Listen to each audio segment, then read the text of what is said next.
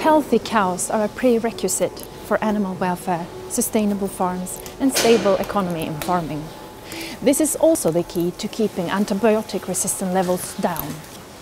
For decades we have been developing what today is called the Swedish model, where farmers are able to keep the use of antibiotics low at the same time as their productivity stays at a high level. The model is mainly focusing on keeping animals healthy by disease control and preventive animal health care. In Sweden, these measures have had a positive effect on the work of eradicating many of the diseases that used to flourish. These were often treated or even prevented with antibiotics back in the day. For example, bovine viral diarrhea, that is now non-existent in our country. Healthy animals do not need antibiotics to be productive. In 1986, Sweden was the first country in the world to prohibit growth-promoting antibiotics. In cases where we need to treat our animals, we tend to penicillin nowadays. However, I'd like to tell you about the preventative work that we do. For a long time now, we have developed a way of working as a team, where authorities, veterinarians, advisors, farmers and their crew collaborate to prevent diseases and retain healthy cattle farming and milk production.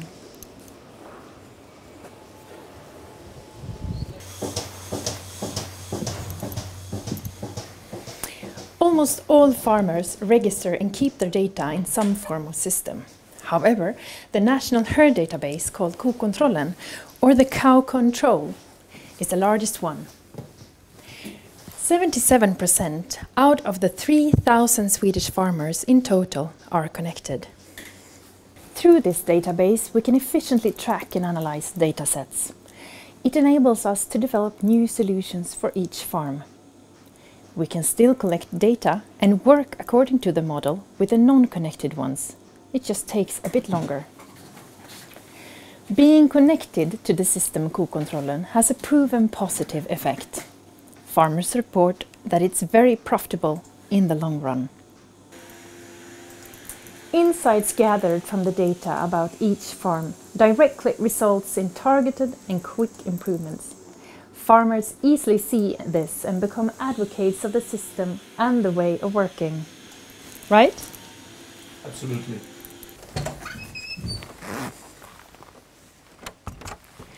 We work according to a standard that advisors in all categories use. Simply described, it looks like this. First, we look at the facts and numbers. Second, we observe the animals from our different perspectives. We listen to each other, troubles, needs, and discuss possible solutions. We set goals and make a plan. We try out the plan, and last, we follow up, recap, and evaluate together. Depending on what area of the farm that needs improvement, different stakeholders take the lead.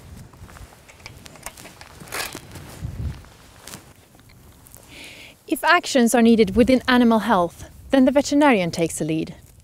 And if the feed strategy needs a review, well, then the feed advisor takes the lead, and so forth. But everyone is always a part of the race, much like a pace line within cycling. And then this continues over time.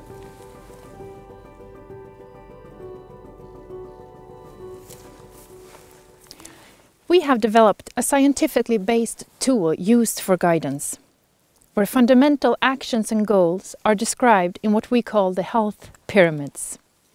The bottom part lays ground for the higher levels, and these are essential and must be in place before the team starts working their way up in the pyramid. Advice and actions are carefully described in each block, and done correctly, this work always comes with a good result. Being a veterinarian, my experience says that a list of new routines and changes should not be too extensive. It must be manageable and realistic. Small steps are the most effective ones. Communication, commitment and trust is also crucial for this to work. But it all adds up and development at the farm moves forward. We all agree that we want profitable milk production and healthy cattle. And we can do it without additional antibiotics. Thank you for listening, and if you have any questions or want to know more, please do not hesitate to contact us.